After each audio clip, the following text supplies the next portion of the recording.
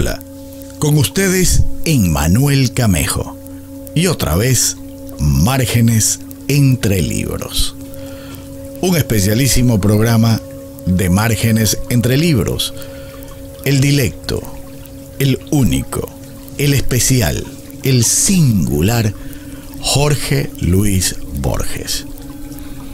De él solo compartiremos una pequeñísima obra, una obra interesante por demás: La duración del infierno, de una obra mayor que tituló Discusiones. Bienvenidos a un programa más de Márgenes entre Libros.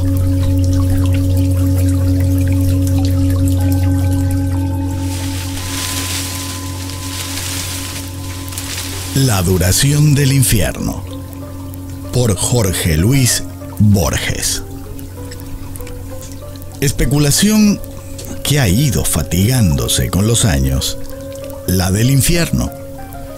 Lo descuidan los mismos predicadores, desamparados, tal vez, de la pobre pero servicial alusión humana que las hogueras eclesiásticas del Santo Oficio eran en este mundo tormento temporal sin duda, pero no indigno dentro de las limitaciones terrenas de ser una metáfora del inmortal, del perfecto dolor sin destrucción, que conocerán para siempre los herederos de la ira divina.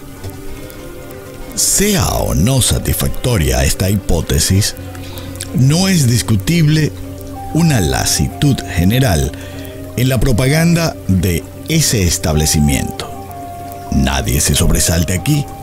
La voz propaganda no es de genealogía comercial, sino católica. Es una reunión de los cardenales. En el siglo II, el cartaginés Tertuliano podía imaginarse el infierno y prever su operación con este discurso: ¿os agradan las representaciones? Esperad la mayor, la del juicio final. ¡Qué admiración en mí! ¡Qué carcajadas! ¡Qué celebraciones!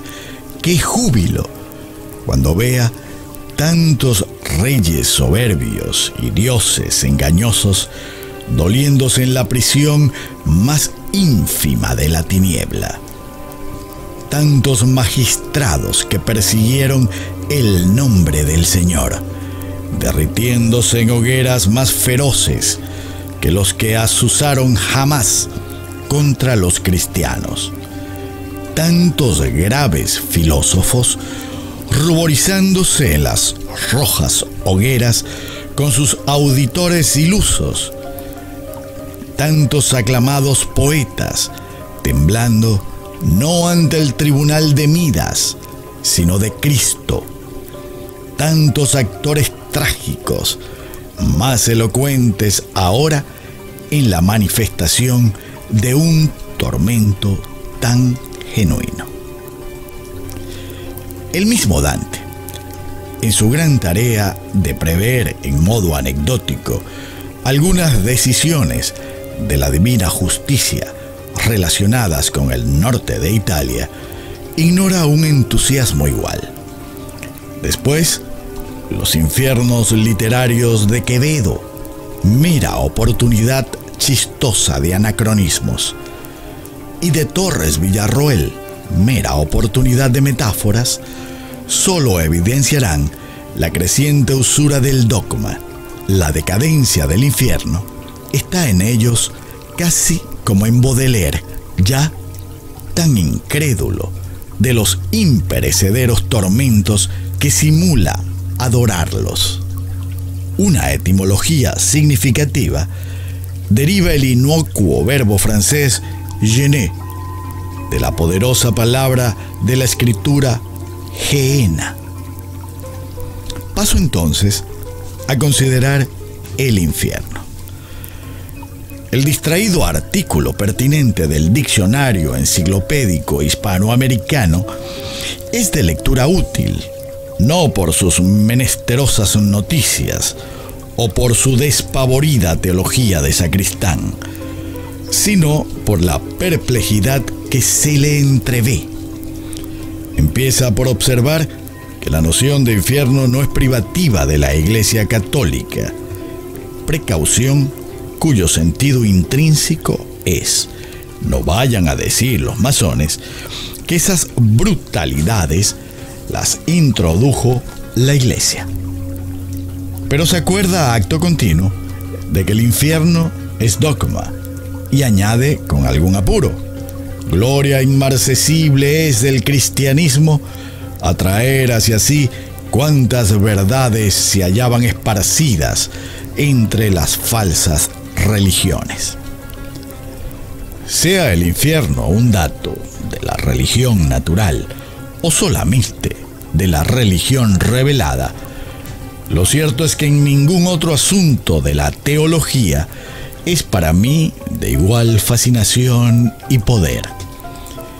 No me refiero a la mitología simplísima de conventillo, estiércol, asadores, fuego y tenazas, que ha ido vegetando a su pie y que todos los escritores han repetido con deshonra de su imaginación y de su decencia. Hablo de la estricta noción, lugar de castigo eterno para los malos, que constituye el dogma sin otra obligación que la de ubicarlo in loco reali, en un lugar preciso, y aviatorum sede distinto, diverso del que habitan los elegidos.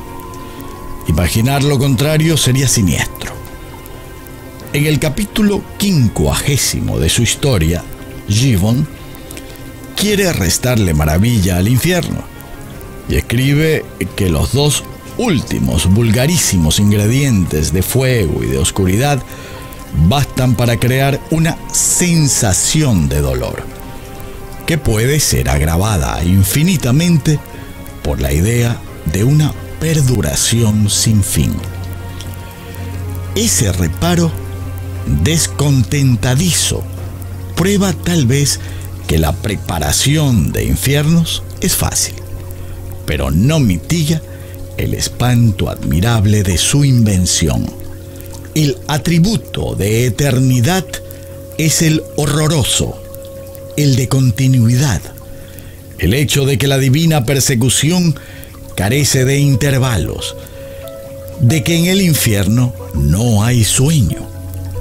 Lo es más aún, pero es de imaginación imposible. La eternidad de la pena es lo disputado. Dos argumentos importantes y hermosos hay para invalidar esa eternidad. El más antiguo es el de la inmortalidad condicional o aniquilación. La inmortalidad arguye ese comprensivo razonamiento. No es atributo de la naturaleza humana caída, es don de Dios en Cristo.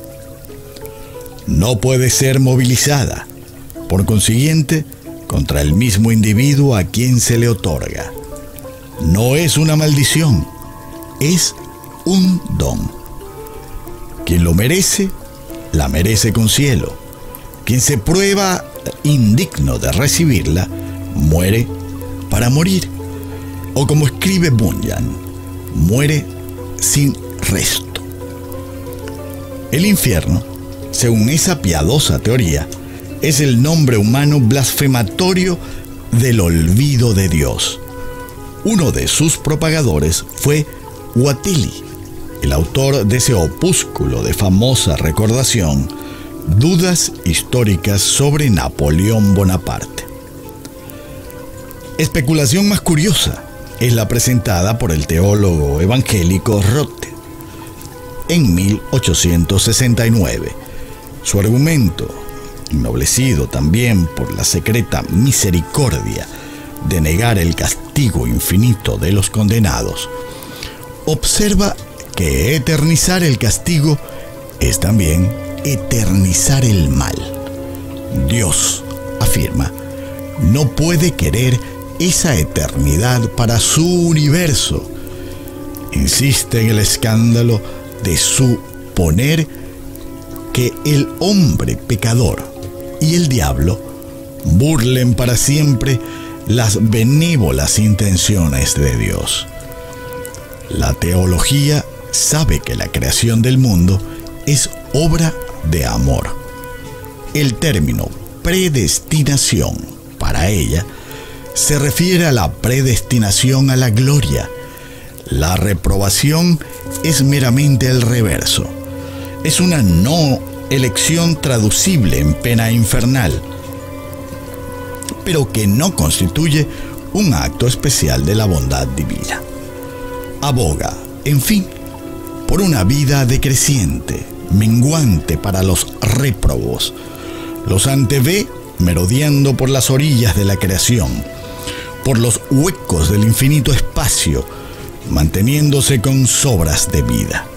Concluye así: como los demonios están alejados incondicionalmente de Dios y le son incondicionalmente enemigos, su actividad es contra el reino de Dios y los organiza en reino diabólico, que debe naturalmente elegir un jefe.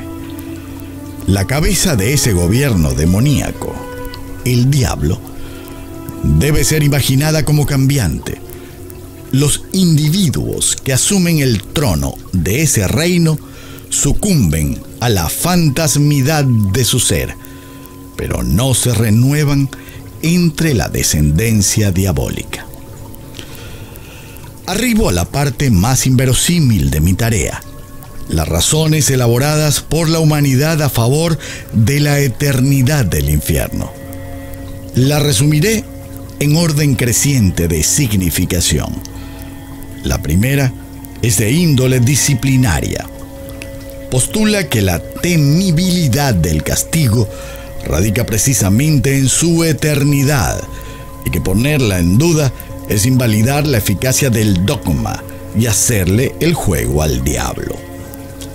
Es argumento de orden policial y no creo merezca refutación. El segundo se escribe así: la pena debe ser infinita, porque la culpa lo es, por atentar contra la majestad del Señor, que es ser infinito. Se ha observado que esta demostración prueba tanto que se puede colegir que no prueba nada. Prueba que no hay culpa venial, que son imperdonables todas las culpas.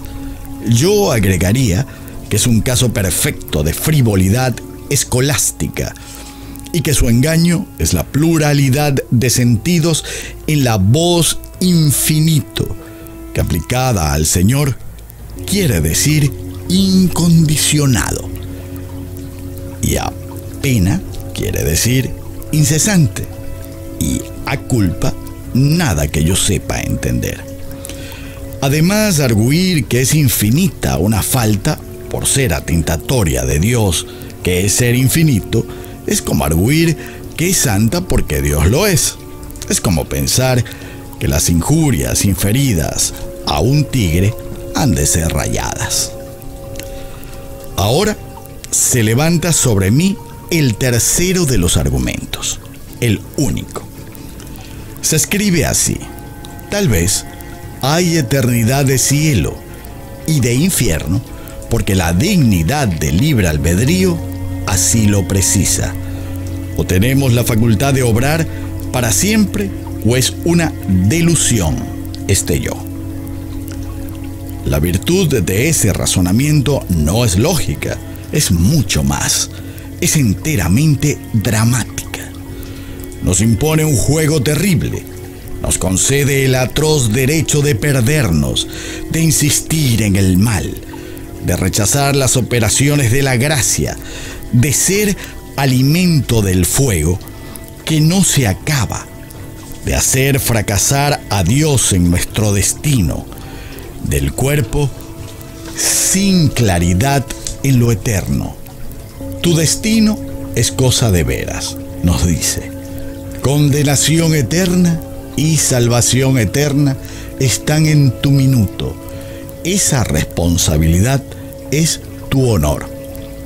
Es sentimiento parecido al de Bunyan. Dios no jugó al convencerme.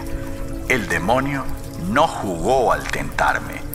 Ni jugué yo al hundirme como en un abismo sin fondo, cuando las aflicciones del infierno se apoderaron de mí. Tampoco entonces debo jugar ahora al contarlas.